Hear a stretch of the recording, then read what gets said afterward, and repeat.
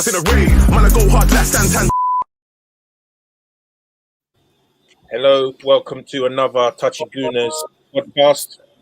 Thanks everyone for tuning in. Packed episode, from Ballied Up Leroy. How you guys all doing? It's your boy Dan Koogs. I'm joined by German DZ. How you doing, man? All good, man. All good. Let's get it. Yeah, we got the Carboholic with us. Seun, how you doing? Yeah, I'm hot, bro. Very hot, man. But yeah, it's cool. All good. And we got Dr. Leroy, fresh from saving lives and Ballied Up. Yeah, how you doing? Yeah. Obviously, there's been a lot of transfer news, this, that, and the other. So we're gonna come with a little bit of a special episode here and just try and dissect what we think about, some of these rumors, what we think about the targets mentioned, how we think that's gonna, work for the team going forward. But before we get into all of that, a quick message about our sponsor. So this episode is sponsored by Fanslide, the first in-play fantasy football game that you can play out there, and they've got some special features for you especially for the Euros. So this was a little app that I was using during the Premier League. It's very good fun to play against your mates. So it's completely free to download, and you can win cash in every single game during the Euros, right? So it's a great way of making some of these neutral matches a bit more interesting. Your Italy's and Slovakia's, some of these group stages are going to be a bit dead, but when money's on the table, it all matters, right? So there's a £10,000 total prize pot for the Euros as well, and so if you invite your mates, there's more chance of some of you lot winning the money. So make sure you download that before the Euro starts in a couple of days, and you won't be disappointed. So guys, let's get into the nitty-gritty, right? So the way I was planning on doing this episode was, rather than go through each of the individual rumors, I think it's more important to understand what some of the profiles we think the team is looking for, the team is needing, right? And then maybe that will give us a bit more information about which rumors to believe, which ones to dismiss, which ones we can put to agent talk, which ones we can actually get invested in. So there was talk this week of Emi Buendia not being first choice, being second choice, this, that, and the other. So rather than us getting all invested into any of these rumors, let's talk about what the team needs. So I'm going to start at the back and work our way to the front, and then we'll go through what we think the club might be looking for in each of these positions in the team, and then maybe talk a bit about some of the rumors that we've been hearing about these different positions. So, there has been some talk about Leno potentially wanting out. Bit of a hammer blow, I think, to the hierarchy, considering what transpired last summer between Leno and Emi Martinez. So German Dan, I'll start with you. Your national compatriot there is wanting out. What do you think could be a driver behind that? And if we were to go for a new keeper, what do you think would some of the attributes we'd need to look at? I think this season Leno didn't have the greatest of season. I still think he was relatively decent. I still think that how bad he was is a bit overblown, but I'm not one that wants to hold on to players who I think are good enough to play for Arsenal. I'd only want to hold on to players who I really think we need them at Arsenal. I don't think he's a necessity, to be honest. There's people you can pick up around this level. Whether I have belief if the recruitment team will do that is another thing. But yeah, I think if he wants to go, let him go. I do think that his market is a bit limited. So Dortmund just signed in a keeper who's, I think, like 22 years old. So I'm not sure they would spend enough money and another chunk of money on like Leno.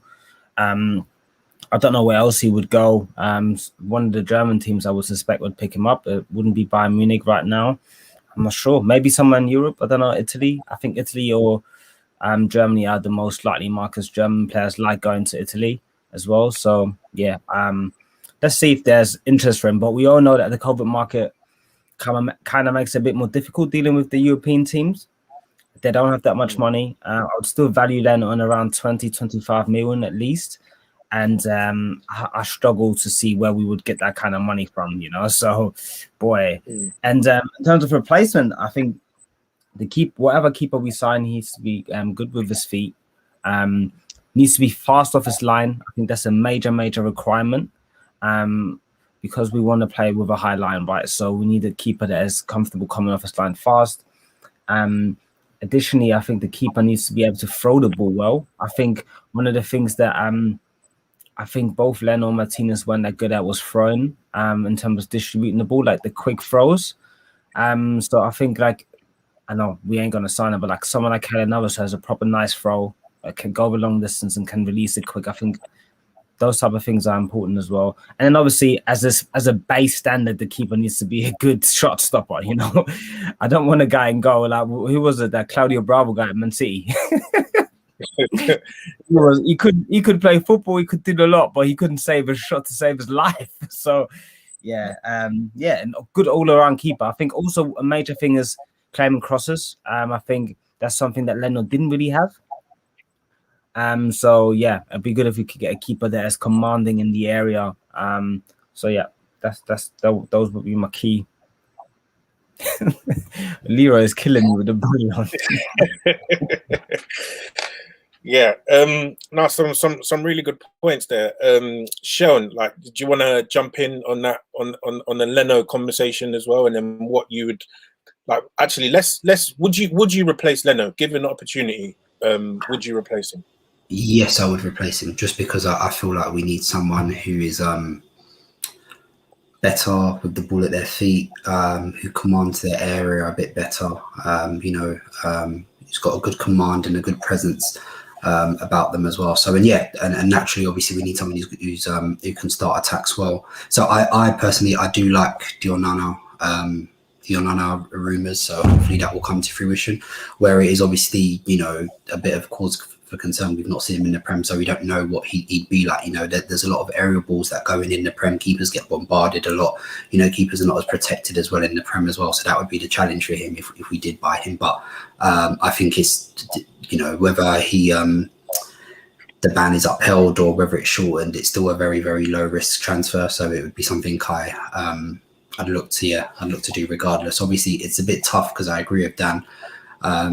A problem we're going to have, as we're now seeing, obviously, with Xhaka, Guendouzi, we're having to sell all these guys at a discount just because COVID has decimated everybody's finances, especially in Europe. So, yeah, I agree with that. I'd probably still value Leno around 20 mil, but I just don't see us getting that money from anybody. So, I don't know. I feel like we're going to be stuck with him because realistically, who's going to pay that money? I know when we wanted him initially, Napoli had a lot of interest. I don't know if they still have that sort of interest. So whether they'd be in for him, but Napoli are another one. I don't know if they'd be able to pay that sort of money. They did pay obviously a big fee for Osimhen last summer, but they pretty much, that pretty much took away their whole transfer budget. So I don't know how much they'd be willing to spend. So I agree with Dan. I think it'd be tough to get a buyer for Leno in this market because I don't know where he's going to go to. I think one thing that I found quite interesting is. I think there's talk about, extending Guendouzi's or exercising the option to extend Guendouzi's contract. And I think both him and Leno Torreira, they all signed in the same summer. So it may be the case that, we've got that option to extend Leno's contract for another year. Because I know he's got 2 years left, so it might be the case that we just firm it for another year, potentially exercise an option to extend his contract, and then maybe next summer is the time that we look to offload him. Because I guess my main concern with that whole goalkeeping situation is that there's a lot of work to be done in this team. So I don't know if these men have the bandwidth to actually get a replacement number one. Potentially a number two. We don't have a number two at the moment either because that Runarsson guy is not it. Plus all the other positions that we need as well. So I probably would keep Leno. I think if you get a more solid defense in front of him, we can afford to keep him another year. Like for all of his mistakes and whatnot that people have been bringing up, I do think he was probably a standout keeper in his first 2 years at the club, and this year probably being a weaker one.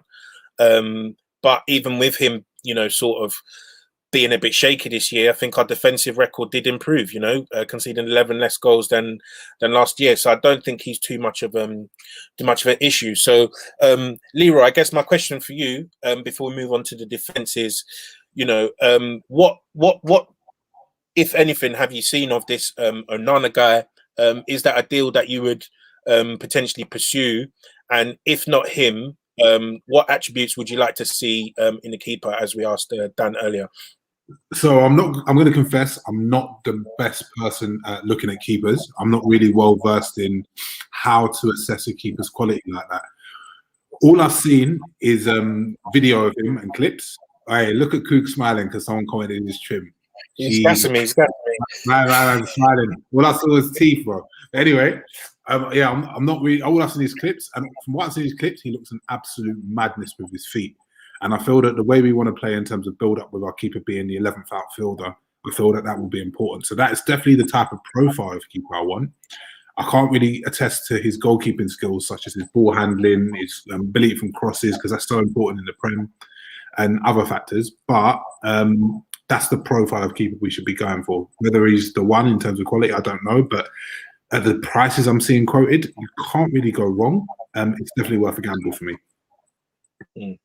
Yeah, I hear that. And I think they said that his court case or something is going to be, the outcome is going to be heard this week, right? So, hopefully we'll get an update on that soon. Because if they're talking about, under 10 million euro, I'd firm it, and even if that means that, he's not going to play till Feb, that's potentially a top class keeper that you're getting for very cheap. So definitely one to watch. So I guess if we move on to the defense now, I guess there's lots of positions that we can talk about, but let's start in the center of the park. David Luiz, I think, had quite a good season this year, made up for his atrocious season last year. I think he gave away 5 penalties, but I think this season he was very solid, and not just defensively. I think he was very crucial to our build-up and being able to, sort of play the ball out of the defence and really pin teams back. And I think we definitely missed him at several points during the season when he was injured. Thinking back to early in the season when he went off against Leicester, I think he was probably our most potent form of attack in that match. We ended up losing 1-0. And then towards the end of the season, his injury, which meant that, he couldn't play in the Europa League semi-final, meant that we're playing Rob Holding. And I think we lost a lot with his build-up. So I know we've got a guy that I think most of us on this pod, if not all of us on this pod, are very invested in William Saliba, who's supposedly going to come back into the pre-season and fight for his place. So, Leroy, I'll start with you. How are you feeling about this Saliba reintegration? And do you think that he fits the profile of centre-back that, Arteta will want or will need trying to play his type of football? So it's a yes and no answer for me. So yes, in terms of, I feel that Arteta wants to compress the pitch, and I feel like he wants to play with a high line. In that essence, I think Saliba is a really good defender to play in that system. He's got the athleticism. He's not the fastest, but he's fast enough. And he's obviously got the size and the agility, etc., and the 1v1 ability to play in an expansive team that's going to play a high line. But contrary to that, he also isn't really a front-footed defender. He's a defender who trusts his athleticism and who trusts his ability 1v1 and reads the game. So you notice, especially when he played for Nice this season, and when he played for St. Etienne last season, his first move is to drop off. Anything he doesn't know what happens, he drops off and gives himself space to assess the situation. Unlike Gabriel, his first move is to press just so he doesn't get turned or anything like that. So number one, I feel he'd be a really good defensive partner for Gabriel. But number two, I feel like he'd be really good in that system just because he's such an all-rounder in terms of his ability and athleticism. Now, the no part comes from, in my opinion, his ball playing. And I often see it online where he's referred to as a ball-playing centre-back. I feel like he's really comfortable with the ball at his feet, so he's pretty press resistant for a defender, and he's really decent at sort of bringing the ball out from the back, not dribbling past people, but moving with the ball in the sort of like not dribbling but carrying it basically. But I don't think his passing's very good, and I feel like it's overstated. Now he will hit a few diags like anyone can. I mean, get me on the pitch, I'll hit a few diags. I mean, you know, it's not difficult, but he'll hit a few diags. But I don't feel that he's got the kind of range and the line breaking passing that Arteta would ideally want. And it really showed that we struggled without that. When, even though I'm not Luiz's biggest fan, when Luiz was at the team, it really, really hindered our attack because it felt like we couldn't create because we couldn't really break that line. And I feel that that's actually quite an important part of what Arteta wants to do from the back. So I don't think he'll be ideal on the ball, but off the ball and from a defensive perspective, I think he will be ideal, but Arteta clearly doesn't trust him. It was funny, Leroy, that you're describing a lot of things that I was ascertaining towards a certain person, but like I'll let them Koogs take over again. Oh no, I want to hear because that sounds like a shot. My exact assessment of the centre backs is that we have 2 centre backs that I rate, 2 centre backs that I don't rate. I don't view Chambers as a centre back, so we have 4 centre backs. I would then look at it and say, I know Arteta wants to find the centre back that passes well and is more senior than both Saliba and Gabriel. That is clear for me that he wants someone that's played more games than both of them and is also better than on the ball than both of them. But because I'm so invested in them, I think the best short to mid-term solution for this is selling, holding, having Gabriel and Pablo Mari as the left side backup, and bringing in a more senior centre back on the free and cheaper deal for 2 years, and that centre back will be Jerome Boateng. I don't. Sorry. I don't see. I just ate. This is a good solution, in my opinion, because I know we like being, would you say, snobby. The TouchyGooners are extremely snobby. Yeah, always now to display. He's not drippy enough. That Boateng is one drippy. He's also very, very experienced. This is a guy, like, if you compare it, yeah, Chelsea signed Thiago Silva at 35, 36. Boateng, when they were both in their prime, was a far, far better player than him. That is no debate about it. Boateng was one of the best defenders in the world, hands down, and he was winning things at Bayern Munich, winning things at Germany, going deep into tournaments for Bayern Munich, going deep into tournaments for Germany. This is by no means a guy that is, for me, in my opinion, finished. As we see, there's a lot of players that people say they're finished, but they're not really finished yet. They just need a few more games to get back into their strides, which was the same with David Luiz this year. He showed that he actually wasn't finished. He was just struggling with injuries in the end. That Gareth Bale even didn't look finished. Suarez didn't look finished. I bet you next year Aguero is going to bang at Barcelona. He's not finished. And I look at Boateng as a player that on a 2-year deal, I'm definitely taking him because I think it is a better pathway for Saliba and Gabriel to, in the long term, be the main 2 centre backs than having to potentially buy someone who they then compete with. And then I can easily see that one of the 2 is not going to be happy with it and can leave. And I'm looking at Saliba predominantly here. He has not played a game for Arsenal yet. And we're already looking at other centre-backs because there are certain things that he does really, really well, but what Arteta on the fundamental level wants, he doesn't quite have yet. So Arteta's going to go out there and try to find that. And he views Holding as a more senior as centre-back than him. So I think he's still going to prefer Holding.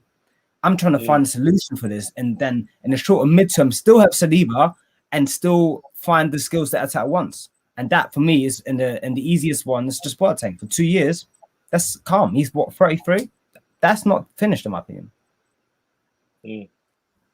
Sorry, I'm just going to pick up some anti-sickness from my car because I'm. So just give me 5 minutes, 2 seconds. I need to know what would you do in this situation, because realistically, we know Arteta is looking for something here. He's going to do something here. So I've got a few points on this, and I think both Leroy and Dan have raised some interesting points, and I totally take into account, you know, Arteta when he came in, obviously he's got his vision, and we've all mentioned that he wants to compress the pitch, he wants to play a high line. So, but first and foremost, you've invested in Gabriel. So if he didn't have what you thought you needed or what you think is necessary, then that raises the question as to why you bought him.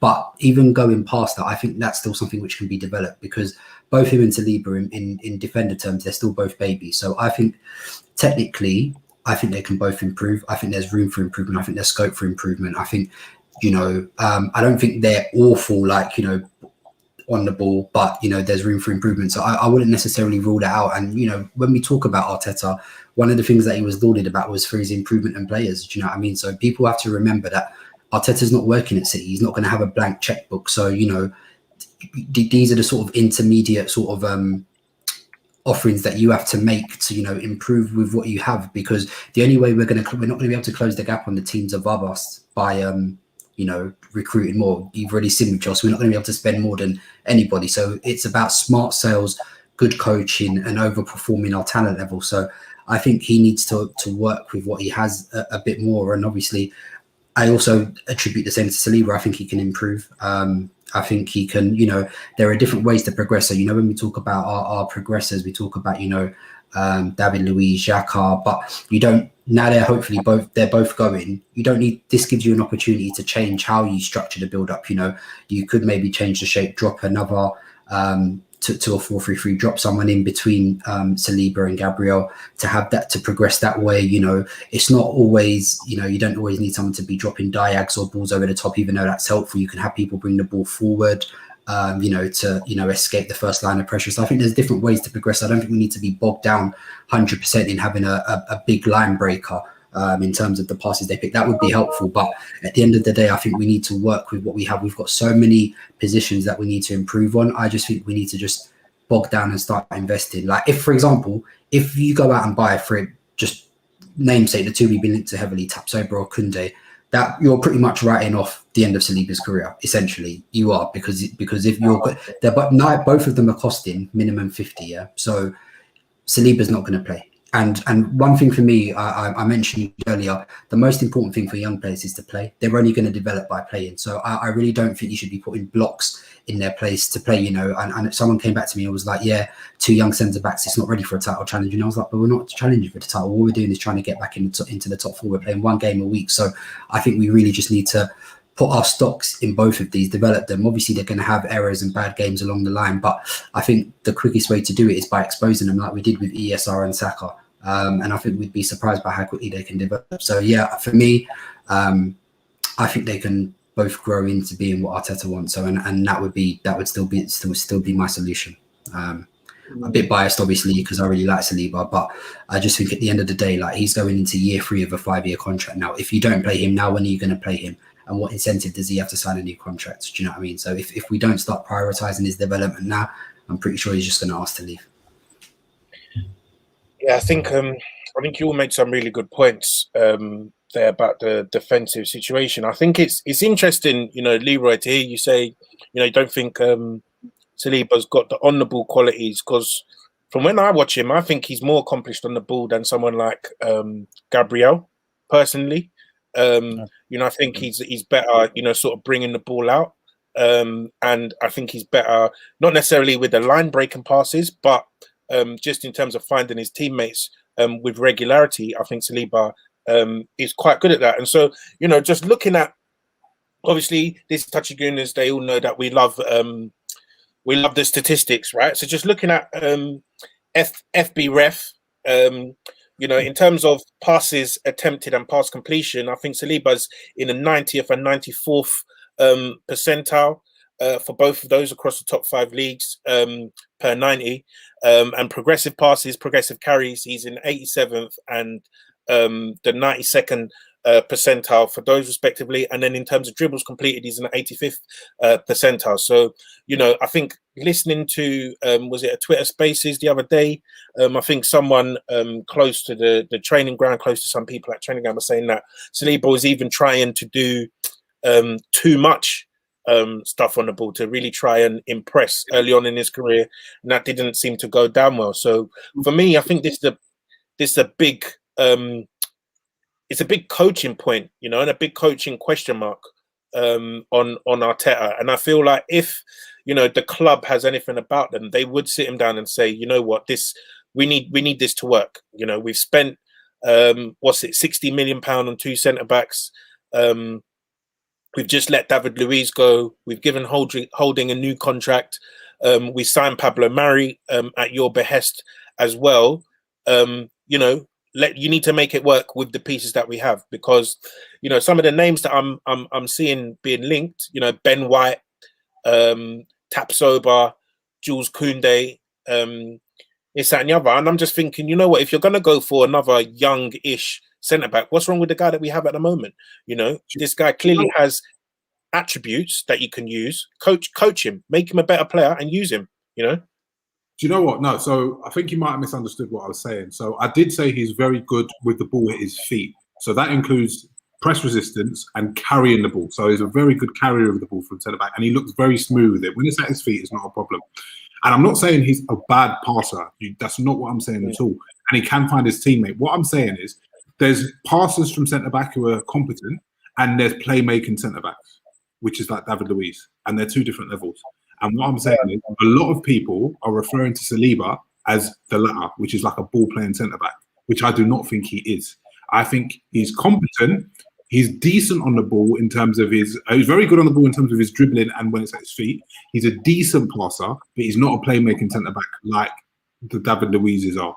And that's the difference. And people are referring him to as that. And I think that's an error. So that's what I was saying, just to clarify. Yeah. Fair points.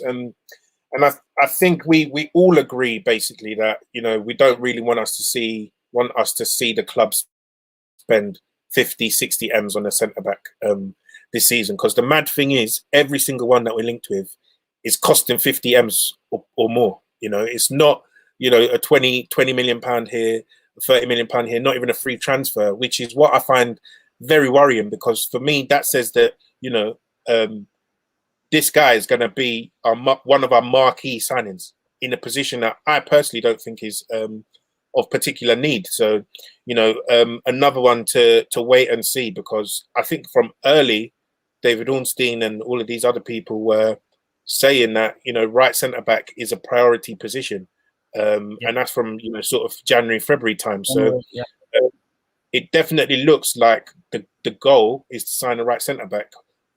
So, you know, whether or not that means, you know, the end of Saliba's Arsenal career remains to be seen, but it does look, I think, worrying. I just want to say on. a few more things on centre back. So, because I really agree with what Seun said about trying to make the talents work. But I'm trying to, and the reason I suggest Boateng is because I'm looking at it from a lens of what is Arteta going to do or is trying to do, and I think we've seen now for 18 months what kind of manager and person he is. So I think the signs don't point towards him using both of them together. And so I'm looking for like the best solution that I don't think it's going to happen anyway. I think we're probably going to be spending some money at centre back. But yeah, I think this is the last position we should be recruiting for this summer, to be honest. Yeah, I mean, I agree generally. I was just saying what I think should happen. But yeah, I mean, if we look at it from Arteta's lens, pretty much like I've had doubts for the last 6 months. I think we're going to buy centre back, and I don't think Saliba is going to be used. If I'm to be totally honest with you, I feel like the rumours are just too strong. Do you know what I mean? And like you said, once you spend 50, 60 mil on a centre back, that's your first choice centre back. Do you know what I mean? So I just think whenever I've heard Arteta speak about Saliba, it's never been anything that's been overly promising or, you know, fills me with confidence. So yeah, I expect us to spend 50, 60 mil, which I think is worrying because, you know, we are a team that scored 55 goals last season. There's a bigger issue further up the pitch. So if they're spending 50, 60 mil on a centre back, I'd like to hope they're spending another 60 to 100 mil, you know, on midfielders and attackers as well. So, but yeah, let's see. Yeah. So moving on to, I guess let's do the next one very quickly, right? Let's talk about left back situation. So I think it's been well reported, well documented that we've been in the market for a backup left back to Kieran Tierney. Leroy, I start with you here again. So obviously, you know, Kieran Tierney's been spoken about as being injury prone, this, that, and the other. So what do you think? Well, firstly, do you think that those, you know, sort of assertions are accurate when you know, judging this guy's fitness record? And then, given his fitness record, what do you think would be the best type of solution for competition or backup to Tierney? It's a really difficult one. I think the jury's still out for me in terms of the injury-prone comments. Now, I know he's had a lot of injuries, yes, but I'm trying to look at the context of those injuries. So he was overplayed, obviously, at Celtic, which we saw, and his injury was clearly an overuse type of injury. So I feel that it's a bit unfair to call that injury prone. Now, obviously, he's a relatively young age and he's been playing a lot of football, and then he's moved to a new league with a completely different level of intensity, but he's come injured anyway. So he was injured beforehand. Now, what we've got to look at his other injuries. He dislocated his shoulder or something like that. That's a bit bad luck. I wouldn't really call that injury prone. And then the one at the end of the season, he got clattered by a shit challenge, which is an impact injury anyway. So I'm not really convinced that this injury prone tag really sticks. I would love to see it now. He's had some acclimatization at this level of intensity and without any stupid collision injuries, and to see how many games we can get out of him, particularly with no Europe as well. Now, in terms of the kind of left back we need to kind of sign, I'm not fussed. Whether it's an older left back, I wouldn't even mind a younger left back. But what I was saying is, I wouldn't get someone who is like a young Phenom, for example, because I feel that exactly as someone said earlier, these young, Seun said earlier, sorry, these players need to play. If you're getting a young Phenom and you're going to stick him behind Tierney and he's not going to get significant minutes or build a rhythm in his game and play significant consistency, I don't see the point in doing that.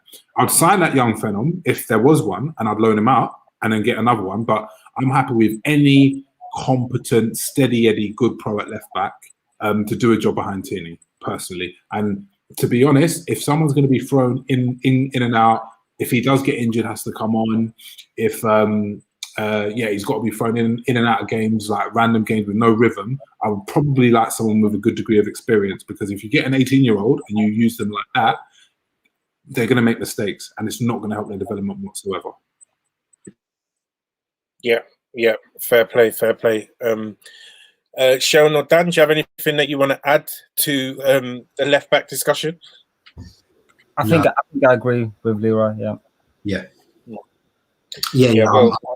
I'm not disagreeing. I pretty much agree with Leroy. I just think it's not a high priority position. We're playing one game a week next season, so I sort of agree with Leroy. Like, with a week to recover between games, like, you'd expect that just as a whole we wouldn't encounter that many injuries. You know, we've got a big rest period in between games, and obviously this is a wider point about the squad. Like, I'd like a bit of continuity in the team next season. So Bar Cup games, maybe we'll take maybe one of the League Cup or FA Cup seriously, but just for the league, I want to see some continuity in the cups. We don't have to take it seriously. The main focus should be on trying to get back into the top four. So I think, assuming like we're only going to play one game a week and Tierney won't play cup games, I don't think we need as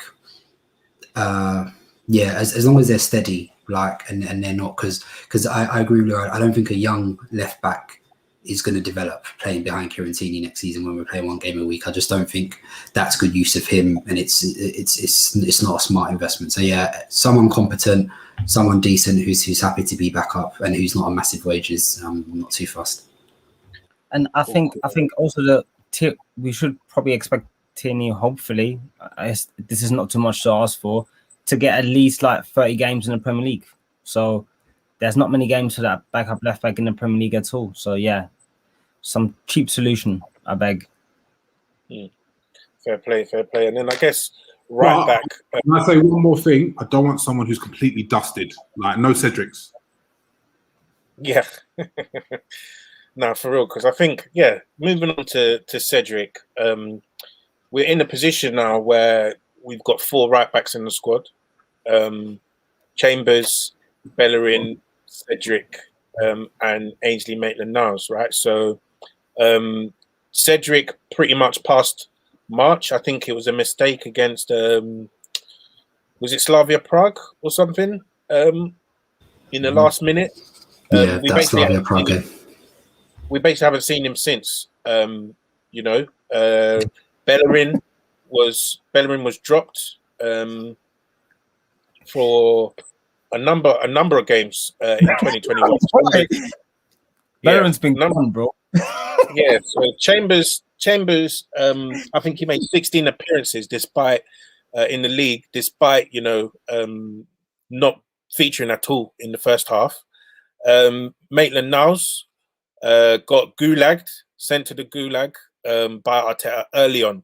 You know, convinced him to stay. You know, bigged him up in the media. As soon as that transfer window closed, we didn't see Maitland-Niles again for a few months. I think got thrown in a few Europa League games here and there. Played left back when Tierney got injured in January, and then that was the last time we saw him. It was a disaster class against Crystal Palace, but you know, then we didn't see him again. So essentially, 3 of these 4 right backs can be considered to be out of favour by this manager. I think there's been big talk about Bellerin leaving, Chambers potentially getting a new contract. And Maitland-Niles, I think, was saying in the Telegraph yesterday, you know, he wants some clarity about his role. And Cedric just seems like he's happy to be here. You know, he's just running around. So it's very interesting to see what we do this summer and what type of profile of right back you think would be after. So, Seun, I'll go with you here first. What do you think is the ideal right back for Arteta's system? I think we need an all-purpose whether right back, because you know sometimes in games the right back inverts and he's played in a line with the centre mids. So you know, to help protect against transitions, but also as another option in build-up. But sometimes he overlaps.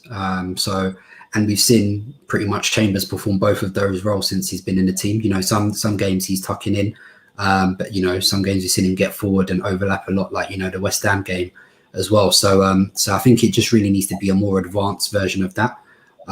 You know, someone who can sort of contribute in all phases, who isn't technically limited, who isn't technically limited like Bellerin is, but who also has that level of athleticism, you know, that can get up and down like Tierney does very seamlessly. So I've seen obviously a few different guys. I like Gabriel Menino and Riddle Baku. Those are the 2 that I've sort of, you know, that look like sort of all-purpose whether fullbacks that can, you know, come inside, play inside if necessary, but also can hug the touchline. So it sort of performs, you know, Arteta often talks about the specificity that he wants. So, you know, depending on each game. So I feel like they would sort of fit his requirements, because from one thing I will say from Arteta, what I've seen so far, he likes multifaceted players, which explains why he likes ESR and Saka a lot, because they can just perform a variety of roles to a very, very good level. And obviously that's quite telling considering they're the youngest players. But I think that's what he will be looking for, you know, someone who can play inside, but someone who can overlap. And funnily enough, when he first came in, it was Ainsley who got the nod initially, you know, as someone who was playing inside. And then you could also go outside as well. But obviously Ainsley, as he's always been, has been very, very inconsistent, hasn't been very, very serious. So it's obviously very much so that he's fallen out of favour with Arteta. So and you know, with Cedric, it's weird. That one annoys me because, you know, Arteta went very, very big on Cedric when he bought him. He spoke about how he was the best fullback he had in the final third. I said he had great delivery, how he could play left back and right back. But, you know, when it came to the crunch games against Villarreal, Cedric was nowhere to be seen. And then we moved Xhaka out to left back. So, yeah, and that one was a waste because we've given him a 4-year contract on £75,000 a week. So that's a big, big waste of money again. So I just hope they're smart with their recruitment and, you know, have someone who's multifaceted, who can do a variety of roles to a very high level. Fair play. And I know, Dan, you've been watching Ridley Baku very closely. You know, that under-21 tournament and during the season as well for Wolfsburg. So you're very high on him. So is he your number one target? And do you have any other right backs in mind when you're thinking about what we could potentially do this summer? Yeah, definitely. Yeah. So for me, Ridley Baku, I've been watching them for a bit now, and even before the tournament and the group, I said this might be the guy for right back. You know, I think long term he'll probably be the Germany right back as well. He's enjoyed a very good season with Wolfsburg, finished 4th, so they're going for the Champions League qualification. Very likely to play Champions League football next year. I think this summer is the chance to get him for a reasonable price. I think price of the brick is going up next summer. If he plays Champions League football, if he's playing for the German national team by next summer, that price is just gonna be bigger. I don't know how well Wolfsburg are gonna do in the league next season. They might not even get Champions League again, so that might help us in our pursuit next year. But I really would stress that given the situation we have at right back right now, with 3 out of 4 right backs at our favour, and Chambers being a makeshift right back, really, even though he's competent there, I would say right back is 100% a position where we have the opportunity to upgrade, and we should take this opportunity. I think I saw some numbers floating around 15 mil. I don't think it's going to be that cheap, to be honest. I said on Twitter the other day, Wolfsburg are rich. They're one of the few German teams who are backed by a corporation, so they're owned by the Volkswagen Group. They don't need money, man. The whole city is just basically feeding the Volkswagen machine. They have money. They have Champions League football. But I think the Germans are always reasonable when it comes to business, so you could price them away, but it would be a negotiation. I don't think it'd be straightforward. And for me, I think looking at Baku, I think he has a lot of positives. So going forward, he's very, very good. He attempts a lot of sort of, you'd say, passes down the channel very early to release his winger. And I think a lot of so I think I shared a screenshot in the group chat just then that, for example, his pass completion is not that high and his passes attempted is not that high. I think that's very much down to the way Wolfsburg play. It's a ping pong game. You guys, if you watch the Bundesliga, it's very transition based. It's high risk, high reward, and that's how they play. And he really thrives in this kind of environment as well. I do think he is also capable of being a bit more measured. So I've seen him play in midfield. So before Wolfsburg, he was playing for Mainz. He's actually a midfielder. He's very good on his left foot as well. So he can come in on his left and shoot on his left, can cross on his left as well. I think trademark for him are overlaps, long sort of ground passes, and behind the left back to release his the winger early. And I think he's also good, quite good physically. He has a good engine. I don't think he's super fast, but I think he's got the right physicality to shift it and then still cross. So I think he has a lot of good things, and I also feel like that he could improve a lot. I think this is a player that can really make it the right side his, and similar way that Tierney's already there, right? Tierney makes the left side his own. So I think Baku has the potential to. So that would be my top choice. And then as a set, yeah, he does play. He plays on a wing as well. So I think half of the season he played as a winger for Wolfsburg, the other half as a fullback. So he's capable of playing both. He's capable of playing midfield. I saw on Twitter the other day, someone said he's the German Saka. Not quite, but he does play in a lot of positions. I wouldn't be surprised if he could play left back. So he's quite a versatile player, a good player for sure. And yeah, the other fullback I would look at, but I wouldn't really want to go into secondary targets, but I do like Brandon Soppy at Rennes. He's not as technical, but very physical, and I think again someone that is capable of a lot of high intensity sprints. And I think the fullbacks need to be able to do a lot of these sprints up and down to really stretch the pitch offensively, and then also be able to recover, of course, when they need to. So yeah, those would be my choices. Fair play. And then last word for you, Leroy. So, like, would you be happy if we went into the season, I guess, with a new right back? And then how would you feel about Callum Chambers as a potential backup as well? Again, especially in a season with no Europe, if we've got a new, I'm really focused on the first 11. Backups, not really that fussed about. I'm not really fussed about depth. I'm more concerned about getting the maximum quality in at the first 11. If we're going to have depth anywhere, looking at depth in the attacking end, depth in creativity, and depth in goal scoring, that's where I would want my depth, if anything. So, Callum Chambers back at right back, don't care. Fine. It's the first choice right back is quality. I'm happy. Fair play. And then I guess let's move into midfield. I'll do the midfield. I'm not including 10s, right, in the midfield. I think that's more closely linked to the attack. But let's talk about central mid, and on the basis that we're either going to be playing a 4-2-3-1. So I'm talking about the two that sit, or a 4-3-3, and I'm talking about the two that play alongside a lone 6, let's say, right? So for those positions, it looks like Granit Xhaka is off.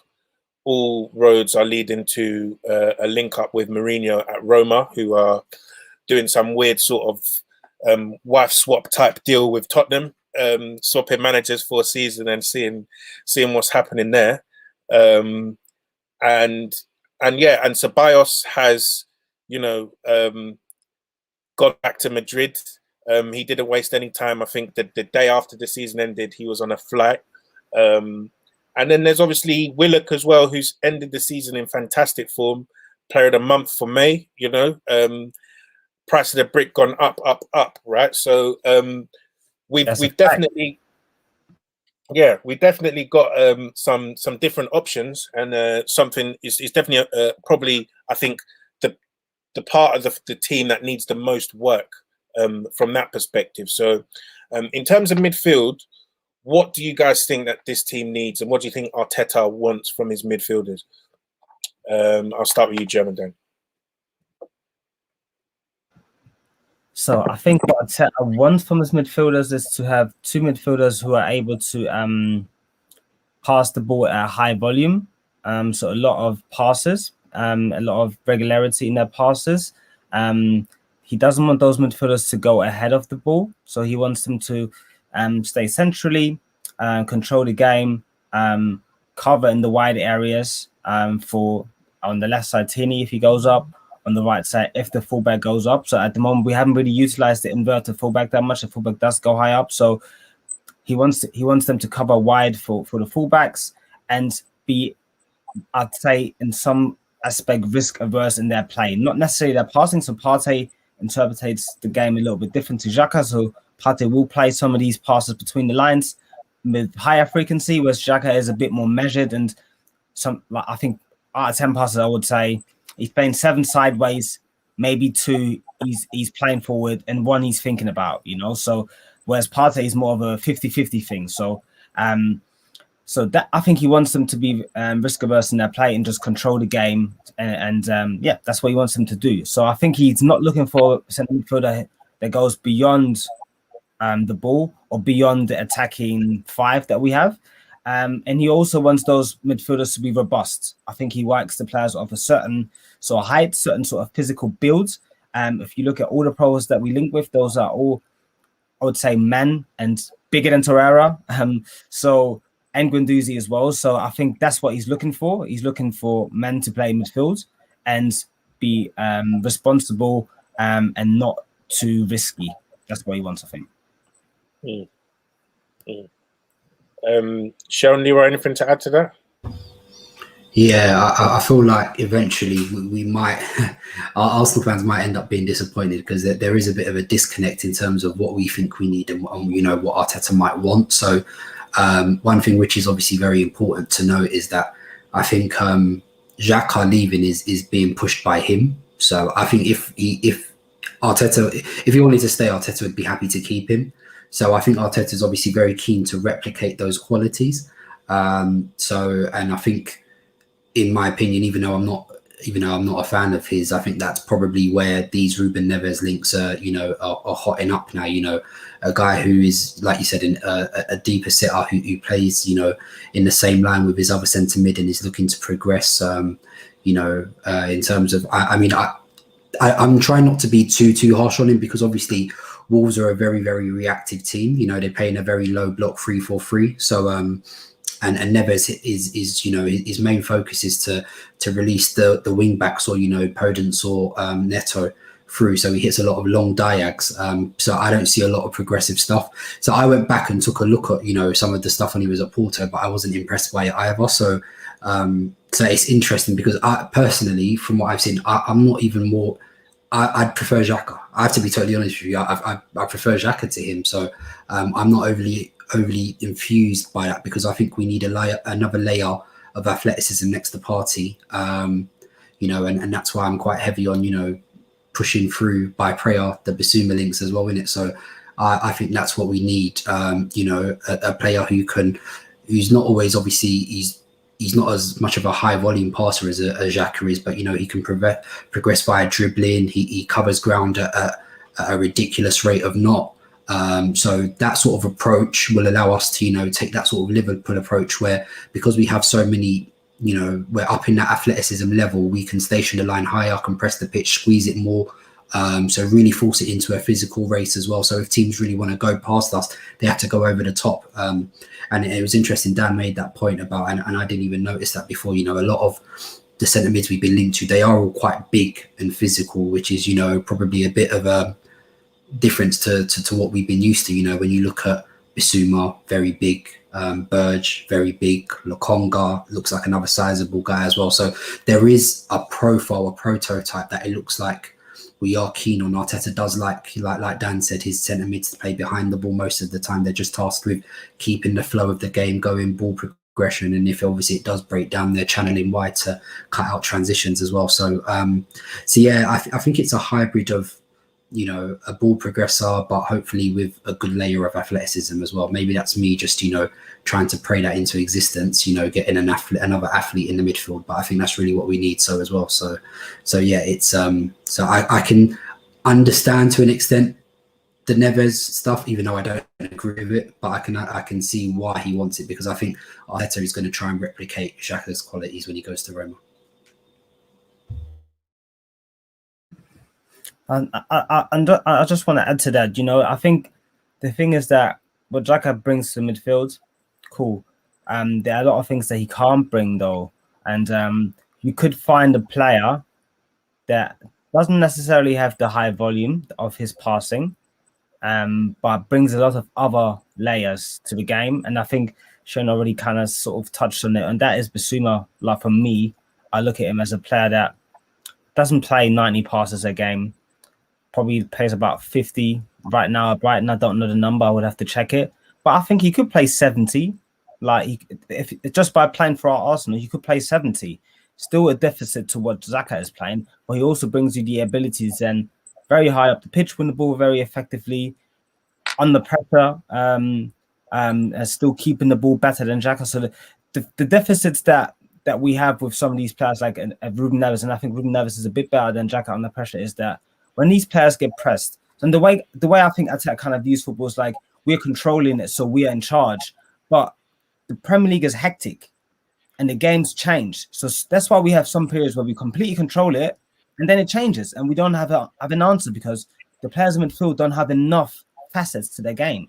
We need players with more facets and not just focused on exactly what Arteta wants to do. They need to be more balanced, and they need to have a wider range of high-level skills. And I think the Conga kind of fits that for me as well. Bissouma fits that for me. I think Ruben Neves doesn't really fit that for me. He'll be another one where we at some point will say, we lack this, we lack that, we lack this, we lack that. So, and you might say that about Bissouma, he doesn't pass enough, but he brings so many other things that we don't have unless Partey is playing like out of the skin, like an octopus.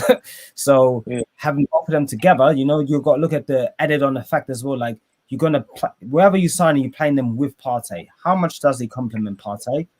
What Partey does well, does that person does that well as well? Because what Partey does well, you don't find many midfielders that do that well to that level. So, and sorry, just to jump back on before Leroy comes in, I also think that's an interesting point because I think Partey can be a very, very high volume passer as well. Do you know what I mean? When he's focused on his game as well. So, and I think Dan's point to the fact that it's important to have players who are multifaceted, who can do more than one good thing. Like when we talk about Xhaka, we talk about his passing from deep. Cool, that's all well and good, but that's him under no pressure on his left foot when he has a lot of time. When we talk about when we think back to what the Invincibles were like as well, they didn't really have deep progressors. Do you know what I mean? I mean, Petit could do it at a time, but we had loads of athletes in that middle. Do you know what I mean? And there are different ways to boss games. So I think people get too bogged down in having deep progressing passing. And I don't. And Arsenal used to walk all over teams in a manner of different ways as well. So I just think we need to be diverse and look to channel as many progressive routes as possible. And it doesn't just need to be via the deep. By deep progresses, you can have deep passes in loads of different positions. Like when you look at Robertson and Trent at Liverpool, You look at Van Dijk as well, and they use their midfielders as athletes, as shuttlers to get across, cut out the wide spaces, but also they pretty much block off the middle. So no one can ever get through Liverpool through the middle. Do you know what I mean? You've got to go over the top or target the space in between the fullbacks and the centre-backs as well. So, yeah, I that's what I said. I think Xhaka going opens up a range of different possibilities for us to line up. And I would hope that that's what Arteta's looking at rather than looking to replicate more of the same with a Xhaka replacement. Yeah, what's up? Yeah, I think it's definitely a big opportunity, right? Because I think what we've seen this season is that when Xhaka plays, the game runs through him, right? He's the dominant centre midfielder on the pitch, as far as I'm concerned. I think there's been a couple of games where Partey has stood out, but I think most of them have come alongside El Neni more than alongside Xhaka. I think there's been games where Partey has played really well.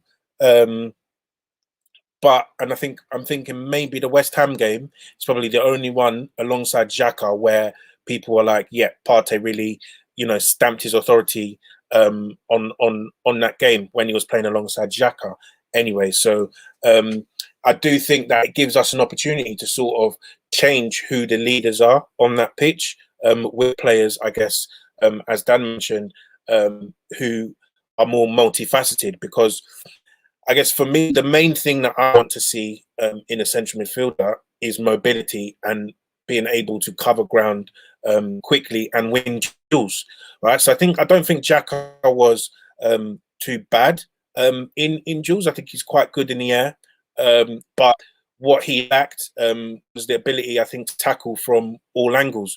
When you see Xhaka in open space, he dangles a leg and he commits a lot of fouls in those positions. So I feel like now is a chance to upgrade into a more modern midfield, and it's weird saying a more modern midfield, because I think this actually is a midfield of old that we used to see under Arsene Wenger. That the blueprint was you're 6 foot plus, you can cover the ground, you can win your duels, and you got some solid technique. I don't think everyone in that centre midfield from sort of 1997 to 2004 was the best of passers, but because they won their duels, they had the space, they could pick people out.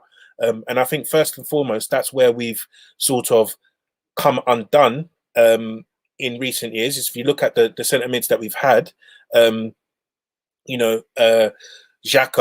Ceballos, El Neni, and going back, Guendouzi, Torreira, these guys do have, big positives, but when it comes down to it, it's 50-50 whether or not they're actually going to win their duels. So when it comes to us dominating matches and being able to have sustained periods of pressure, I think part of the reason we're not able to do that is the fact that we actually just lose our battles and we allow teams to get into the ascendancy very, very quickly and very, very easily. I think we're probably one of the worst teams in the league when we go 1-0 up, because the other teams, they get motivated when they go 1-0 down, and we can't stop them from gaining that ascendancy because we don't win battles. I think once teams up their levels physically or up the intensity, maybe 4 or 5%, we crumble, and that's something that I think the midfield profile is very, very important to stopping. So Leroy, I'll let you get in on this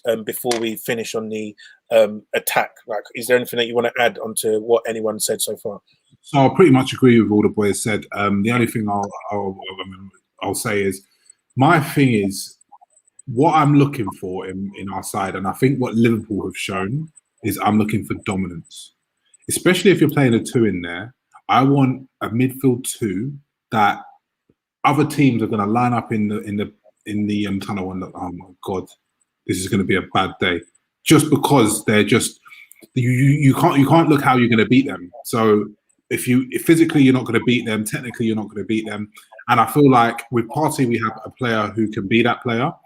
Basuma, I think I can imagine Partey and Basuma. Imagine that midfield at the base. It's literally thou shalt not pass. You have to be exceptional today to really pass us to.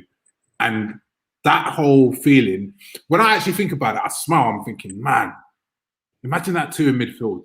Not like you're gonna have to be very good that day to beat us. Do you know what I mean? And that's the kind of feeling you want in your midfield. Because I'm looking at Neves now, and I'm thinking, yeah, he's a target. It's like you can see Big Sam when he gets his new relegated club saying, "See that Neves? Like, let's get at him today." Same with Xhaka, same rubbish. You're not going to do that at Basuma. See that Basuma, bruv, he'll eat you alive. He'll take your shins. It's not happening. So that's what I want from my midfield dominance. And I see, even though I'm not keen on the price, I'm hearing like 40 mil. Pay it, bro. You know what? I'm with German Dan. Like, I see him in there in his Instagram with the martinis. I know he's buying like 25 martinis and that. So I know German Dan don't care about no money. He moves like a rich man. So yeah, I'm moving like that. Just pay the money to get it done because I feel like he might be the right there. And do you know the thing, like you guys have touched about, you know, how it was before, and you know, in terms of dominance, you know, and it does come across like a bit yerder in terms of win your duels, but I think people really underplay like that psychological factor as well. Do you know what I mean? You know, whenever you hear people talk about the Invincibles, they said they were shook. They said the Invincible. Patrick Vieira always used to say, like, said we went out knowing that game to won before we even played them. Do you know what I mean? Just because they said teams were shook, like of him and Gilberto in midfield, they just knew, like, physically. He said if you wanted to get into it, like, we would win our duels against you, and then we would start playing football, and we would be better at at football as well. So you know that comes back to that fact of, you know, having multi-layered midfielders who can, you know, do it on whatever day it calls. Because that point Dan made really stuck with me. You know, Arsenal have like a 20-minute period in game where you think, oh, this looks really, really, really good, but then, you know, game state can change. You know, like, you know, England is so crazy, like, and especially with crowds coming back, you'll see it again. Like, you know, a team gets a throw in, and all of a sudden the momentum of the game can just shift as well. Like, do you know what I mean? So that's why it's very important just to have guys who can stand up to any sort of situation or threat that they're posed by. And so yeah, that's why I'm also with you guys as well. For me, I've said already, Basuma would be my number one signing in the summer. So yeah, and I think you make a very good point on the psychological thing, because look at Liverpool. They stepped on the pitch knowing they would dominate teams physically and play that football. Even City, their people are so good that they have a lot of athletes as well. Fernandinho is stamping his authority in that midfield. So it's like we need that on a smaller scale in order to move up again. We really need that. And I can't stress how much I think that Benzema and Partey in the Premier League, that's a midfield that they're running man ragged, man. People would not want to play after a while, man. They're just why would you want to play when these men are just running you down? Like, you wouldn't want to. When they're clamping you, you try and clamp them back, and they're dribbling and slapping your head on the way past. You know, you just have to sit in your deep block and chill there. You know, so I think that the technical and physical dominance that a midfield pair like that can offer you, you know, you can't really sniff at it. And it's just funny to me that this Basuma guy is basically, you know, sending out "come get me, please" every other week, every Instagram post. And the club is asleep. So, you know, they're telling me that they want us. They're telling me they want a Ceballos type, you know, on the TL. Oh, yeah, that's. But I'm disgusted. I'm disgusted. But you know, Basuma dressing in all red with a handbag, and Arsenal are not buying him. This is crazy, man. Yeah, handbag red, shoes red, car red. This guy's, you know. But I hope we still get him. Yeah, same. I really do. So. Final area of the pitch, the attack. So I'm including number 10 in this as well, because I think, you know, this is probably the area that we might see the least movement this summer. I don't think I'm seeing too many links to forwards. It's mainly links to, I guess, number 10s, and there's a few cursory ones to a striker. So I guess starting with the wide options, do you think with the, you know, exit of Willian that we're actually set in terms of wide options, or would you bring an extra one in?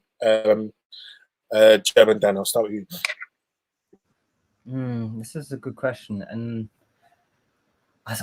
for me, I think Esa and Saka are mustard. Like, Saka for me, right wing, they are, even left wing at times they are, and I think Pepe should get more minutes next season. But for me, Esa and Saka have to play. We have one game a week, most weeks, them two have to play. So I'm thinking, where would they play? Ideally, Saka right wing. Yeah, for me. So ideally ESR in the 10. So I'm looking at the position left wing, a position where we could potentially recruit.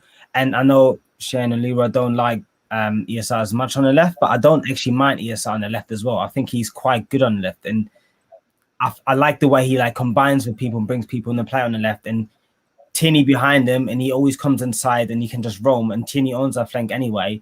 I wouldn't mind ESR on the left as well. So for me, I'm looking at a central player or a left winger. So boy, I think we just need someone with high technical skills. High technical skills, good physical base. I'm not crazy about the physical in that aspect. I'm looking at a player that I think is robust enough to hold off a couple challenges and resist challenges as well and get away from his marker. And a player that can bring others into play, good regularity, play off both feet. You guys know I love Udiga, but I'm looking at it more of a space of like we need to get someone in and then be able to still make our other moves. So we said Basuma is essential for all of us. So we need to have the money to still get Basuma and the right bag. And so I'm looking at an option where I feel like this is a good value for money. And this is why I was against Buendia, even though I was watching him a bit more thinking, yeah, this guy's actually quite good. This guy's a good player. I was like, 30 mil is too much, 40 mil too much. I'm looking at a player where I feel like, yeah, this is a good player, 20, 25 million. He should probably be 35, really, when he plays well. And the player for me is Julian Brandt. I think that's the player I would get. Versatile again, so that would allow ESR to some games play 10, some games play left. Saka to sometimes sit out, Pepe to sometimes sit out, because he can play all across that, that front three, you'd say. So Brandt would be my choice. I mean, we all want more toys to play with, sort of thing, but I think that would be my main choice as an attacking sort of forwards that I'd like us to recruit. Yeah, fair. Leroy, yeah, go ahead, Leroy, go ahead. In the wide positions, don't get me wrong, I'm in a similar boat to German Dan in that I really like our young players and I think we should lean into them and make sure they have sufficient minutes. But with Willian gone, what are our wide options? We've got Pepe. We've got less said the better. We've got ESR potentially. We've got Saka. Then we've got Martinelli. Hopefully Lacazette leaves, so I'm not counting Aubameyang as a wide option. And we've got Martinelli.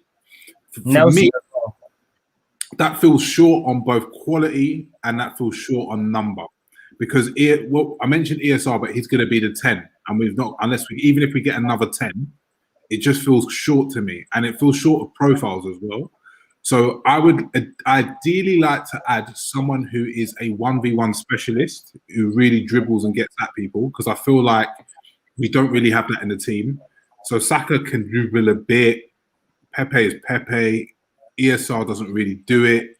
So I feel like I would like that kind of profile on the team, because I feel like, especially if you're a team that has a lot of the ball, that's a very important characteristic to have in your squad. I'm not sure that Nelson is really going to get a look in. I'm not sure if we're going to sell him or loan him. I imagine it'd be one of those two. I don't think he's going to get a look in next season. So I would be looking to recruit in the wide positions personally. Yeah, that's my 2 cents. Yeah, fair. It's a player that you're looking at, Leroy, that you find interesting. Sorry. Well, I would like to bring up a debate I had with a certain SV carboholic. What debate do we have? When we were looking in France at Nicolas Pepe, I said Nicolas Pepe, I mentioned a player to him. I actually brought up. I said, I remember this conversation. Seun, what do you think of this Alain Saint-Maximin, brother? Because I think he's going for relatively cheap, but even though I feel like he doesn't have that much end product in the final third, I think he'll be a menace. I think he'll challenge us, attack, move 1v1, and I think he'll be useful for the squad. This man tells me, like he looked at someone ugly. This guy's ugly. This guy's ugly. Nah, man. I didn't even say that. So stop. You did. You had love eyes for Pepe at the time, man. That's all you can see. So I would like someone of that profile. So St. Maximan's going to cost an arm and a leg now because of the Prem tax, so maybe that's not good. I don't really watch enough European ball to see someone with who's got them kind of numbers, but someone in that mold. Now, if we could get someone, if we could get some Maximan for Willock and a bit of change, I would do it. I would do it in a heartbeat. Yeah. I think So, no, I do you know what? I have to put my hands up. When I had this discussion with Leroy, this was over 2 years ago now. Probably like 2.5 years ago, and I wasn't. The time does not matter. So I was a bit down on Saint Maximum just because I was looking at end product at the time. So Saint Maximum was probably the biggest dribble machine in France at the time, outside of Neymar, probably. So yeah, like the numbers he stacked up were very, very high. But it just never translated into end product. So my thing at the time was that, you know, Pepe's dribble numbers weren't as high as St. Maximum's, but they were still good. I think like St. Maximum was in about 5 dribbles per game. Pepe was in about 3. But Pepe also had the end product, which naturally was more what swayed me to him. Do you know what I mean? So he just seemed a bit more, you know, decisive. However, what I will admit, you know, upon coming to the Premier League is that St. Maximum is a lot more destructive. I think than Pepe is. Do you know what I mean? So in terms of, he's a lot more direct than Pepe is. But again, at the same time, I still think Pepe is more decisive in the final third. Do you know what I mean? In front of goal, I would trust Pepe to bag more. So it's an interesting dynamic, and I think I sort of agree with both of you in terms of I feel like we do need a 1v1 demon, but at the same time, I am also very, very big on Julian Brandt as well. Especially, I think like 25 mil, I think is such good value for Julian Brandt if we could get it as well. Like when I tweeted the other day, like so many Arsenal fans were down on him. They're like, no, he's crap. Like he can't get into the Dortmund team. He's crap. Like this, that, and the other. Like, and I'm like, you know. Sometimes I feel like people jump onto players just because they're having a bad spell. Do you know what I mean? So I saw Brandt at Leverkusen. I thought he was fantastic. Even his first season at Dortmund, I thought he was really, really good. Sometimes players just have sometimes players just need a new environment to thrive as well. And I feel like that's more the case with Brandt than anything, you know, ability related. You know, people sometimes spoken about mental, but one of the things I like about Brandt, as Dan alluded to, is the versatility. You know, he could, you know, Brandt started his career as a winger, didn't he? So, you know, he's very comfortable wide. And he's one of those, like, you know, when you talk about like Brandt, ESR, those are guys that have a burst over a 20, 30 yard. They're not like, you know, top speed merchants, but they're able to create separation in like a 20, 30 yard burst as well. So I would quite like him. And yeah, I do agree. I do prefer ESR in the 10 as well. But, you know, I also, it's not that I don't have a problem with ESR on the left, like, because at the same time, like Nasri, Arshavin, these were all guys that prefer to play in the middle as well. But we had no problem playing them wide as well. So I don't really have a problem playing ESR wide, but I do think we do need an uplift in technical quality as well. So, and you know, with a base like Bissouma and Partey, I think it just allows us flexibility to do whatever we want in the front four, whether we want to have an extra creator or whether we want to have a 1v1 demon, knowing that, you know, we're more compact and there's better protection behind them. So I'm not fussed either way. I think both Dan and Leroy shouts are good. I'm not even sure which one I'm sitting on at the moment. If we had Europe, I would say buy them both. But maybe St. Maximum is a decent shout as well, because that's another guy who's, you know, shown he can do it in this league and who has that level of athleticism. It's another Arsenal supporter again. So I'm not fussed either way. I feel like, it doesn't necessarily have to be a 10. It can be like a wide forward.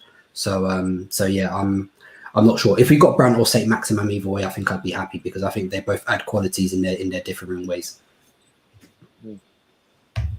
Yeah, some really good points there. I guess moving on to let's talk number 10, right? For me, in this position, thinking about how we might potentially want to play, if we're going with the number 10 and out 10, I would like a number 10 that brings goals or high volume of assists, right? A lot of chances created. I think that our goal output, our numbers up needs to go up drastically. I don't think we have enough creativity in the team. Someone like Odegaard being top of the list, I think makes sense from an Arsenal perspective, that this guy is probably seen like an Ozil type, in the sense that he's a chance creation machine. makes lots of chances for teammates, clear-cut chances, and he's almost like an advanced playmaker in the sense that he's way more than just a final ball. He sort of orchestrates where attackers need to stand, where people need to run. You know, he makes things happen. I think that West Ham game is probably the best one that he played in an Arsenal shirt, and I think he didn't get a single assist in that game. But the goal scoring potential of the team was very high when he was in when he was on song, basically.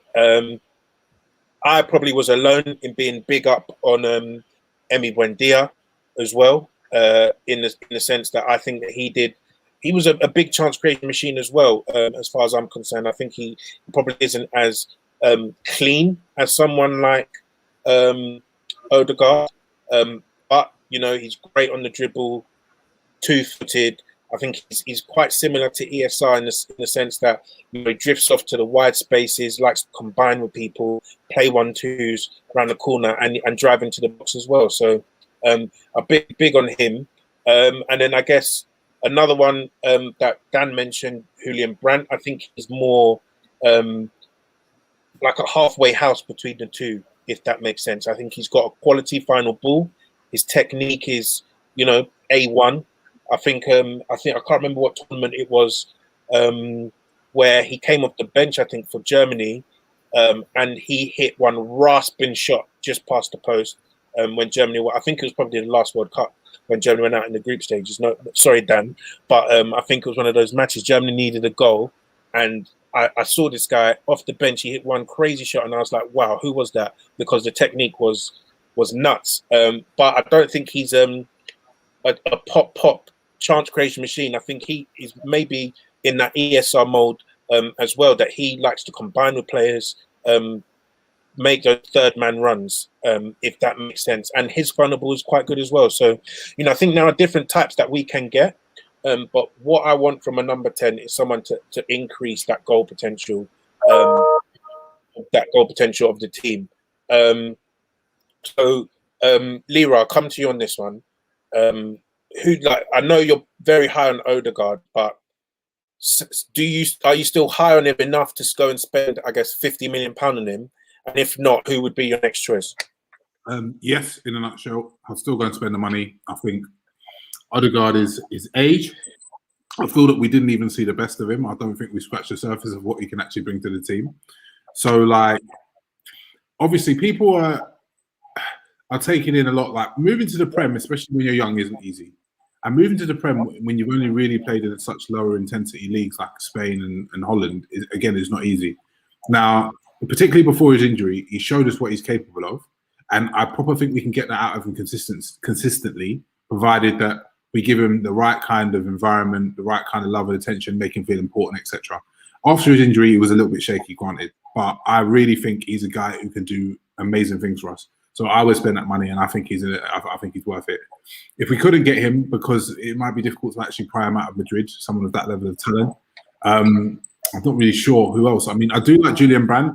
I have a little bit of worry because when Bayern say someone ain't right mentally, they're usually right. So those are rumours that were floating around. But I do like Julian Brandt in terms of his skill set and his ability. That's the type of person, especially at the price quoted. I think that's very good value. Aouar, I like his ability, but he's very sometime-ish for me in terms of when he decides to turn up and when he doesn't. So that would be a concern, particularly if we've not got that level of talent that we can just bench him anyway. Who else is there really to go at 10? I don't really think there's many options. I mean, if Fekir had a knee, I would be with it, but I'm not sure what his injury situation is like. And at his age, I'm not really feeling it, but at a cut price still, I would do it as well. But there's not really many other options that I would really take. If we couldn't get that, then I would get someone who was like a left winger who could deputise as a 10. That would be my next option. But yeah, it's not an easy position to recruit in, really, especially for Arsenal with not unlimited money. Fair play. Seun and Dan, how old is Fekir now? 27. I'll have to look into his numbers. He's 27. He's going to be 20. Yeah, he's going to turn 28 now. Avoid like next month. Okay. And he's Yeah, played games in the Liga this year as well. But do you know what the funny thing is, actually? I think someone posted it as well. Like, since that failed move to Liverpool, he has played like, so he's been at Betis for 2 seasons. In the 2 seasons, he's played 33 games and 38 games. So he's not really been injured, to be fair to him. So, like, so it maybe, but yeah, he wouldn't be on my list. I can't lie. I still sort of side with Dan. Julian Brown would be who I would target, just because I think he can. I think he actually has the potential to contribute goals as well, Brand. So he's got a fantastic shot off the left or right foot as well. Good final ball. So I just feel like, I feel like he's one of those guys who just needs a move to reinvigorate himself as well. So yeah, that would be my shot. Yeah. Fair play. And finally, striker, right? So we've got Aubameyang on 375k a week, doing Fofty with his brother. Every Instagram story, his brother firing shots into the air, firing shots into his ceiling. You know, this guy, I don't know what sort of state we're gonna get him back when he's not, you know, pummeling farmers. His brother's definitely on drugs or something, innit? Do you know what I mean? Yeah, when he's not doing that, jeweled up and that, he's playing 5-a-side with the local French lads and packing in some top bins. So I don't really know what sort of mentality this guy's going to come back with in summer. Next up, we got Lacazette. There's speculation as to whether he wants to try Pasta's new. Eduardo Hagen dropping exclusives about his future. You know, then we've got Martinelli and Balogun, who are both now on long-term contracts as well as potential backup. So, Seun, starting with you, what would you do in the striker situation? And what do you think Arteta wants to do in the striker situation as well? So what I would do is I would clear out Eddie and Lacazette, and obviously it's a bit risky, but again, like I said, we're only playing 1 game a week next season, so. And touchwood, Aubameyang has never really been someone who gets injured, so I could realistically see him playing like at least like 30 out of the 38 league games, assuming he's fit. So with that, you have to then wonder what's the plan, what would you do? So I wouldn't change too much. What I think Arteta might be thinking, and what frustrates me about this, is that I feel like Arteta wants a 9 with a back to goal game who brings other people in, who can link and combine. And that's fine. I've actually got no issue with that. But my main issue is that if you knew that's always what you wanted, why would you then give Aubameyang the new contract? Because now you have to make it work with Aubameyang. So you have to play to his strengths. But it seems like there's a bit of conflict. There's a bit of friction there as well. So I feel like there's a situation that might develop there over the course of the next season, because, you know, Arteta wants his strikers to be involved, to, you know, and we know obviously Aubameyang is quite a low touch forward who, you know, wants to be surrounded by high volume creators who can, you know, slide him through balls. So that's why I think he kind of likes Odegaard. You know what I mean? He's got a good relationship with him. So it's a weird one, because obviously we're bound by Aubameyang's contract, and I'm fine by that. For me, I've always maintained I don't think Aubameyang's dropped off physically at all. I don't think there's been any difference. I just think the main difference is that we've not got the ball in the box enough, basically. So we need to find out a way to, you know, just be more creative, have more combinations in and around the box that, you know, that we can feed him, because I think he'll still, like, assuming we create chances for him, I can still see him scoring 25 goals a season. But that's obviously the debate. And then obviously it's a tough one now, because obviously you've got Martinelli and Balogun. I think Martinelli will get games on the left next season. I think Arteta will give him games on the left. Balogun, I'm not so sure. Obviously Chris Wheatley has said that, you know, he's going to be part of the first team squad, but it's a question, because, you know, I come back to my point about I believe young players should always play. So then you're going to wonder how many games he's going to play next season. And obviously I take Dan, your point earlier. You said earlier today you think he should go on loan. So I do get the credence in that, but it's hard, because, you know, then do you pay for a striker who's just going to sit and be back up to Aubameyang again? So that one is, there's a few things up in the air. I don't think we'll sign a striker, if I'm to be totally honest. I don't think we'll sign a striker at all. But I think that's one which is developing. Things are going to change around that one. Like I said, I've personally got a lot of faith in Balogun, but I just don't know if he's going to get enough game time to develop this season. Fair play. Dan, Leroy, anything that you want to add to what Sean said about the striker situation? Striker, I can proper see that we might sign a striker and the Bama just play on the left wing again. I wouldn't be surprised. That's all I've got to say on this one. But no, I do think Balogun. I also don't think they're viewing Martinelli as a striker just yet. I think he will continue to play on the wing next season, left wing probably.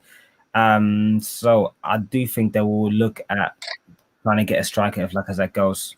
So for the reasons of Aubameyang could play on the left, and it's probably something that he still considers as a feasible and good option. And Lacazette is going to go. Martinelli doesn't really view as a striker right now. I think they might trying to prop him up to it, but I can see us having some movement in this position. And I think the links we've had. What are the links that we've had? That guy at Celtic, he's gone to Leicester now. Dembele from Atletico Madrid. I don't think that was a credible link, but no, thank you. And then the last one was Alexander Isak. Again, I think it's not really a player that plays that well with his back to go either. It's also someone that kind of goes into the channels. I think he's a better footballer than Aubameyang, but he's not your super, you know.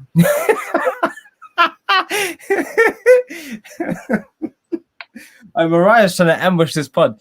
Yo, Fekir would be better than Bruno Fernandes for your forwards, man. I'll tell you that much. That's oh, that's smoky talk. Hey, cut that out, because you know the Ox will reload that. Like, if we sign him, they're gonna be doing. It is what it is, man. I'm down to see it. Yeah, they're gonna clip that. They're gonna clip that one, Dan. They're gonna clip that one. Mariah, I am stressed. Yeah. I am stressed. It's a striker. Definitely is a funny one for me, you know, because I feel like we've not actually tried to lean into Aubameyang striker at all.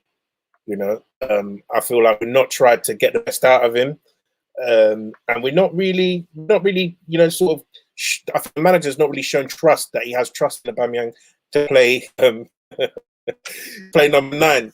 You know, so I think it's definitely one to watch. I think ultimately I would let Lacazette go, and then bring in a forward, right? Not necessarily a striker, not necessarily a winger, someone who can play across the front three, who can potentially deputise to Aubameyang, play alongside Aubameyang, and play on the left and play on the right. It's very funny because I know some of what Leroy was saying earlier about a 1v1 demon, and I think that's a big overlap with someone like Wilfried Zaha. Like, I'm not saying go out and get Zaha, because for me, I think that ship sailed.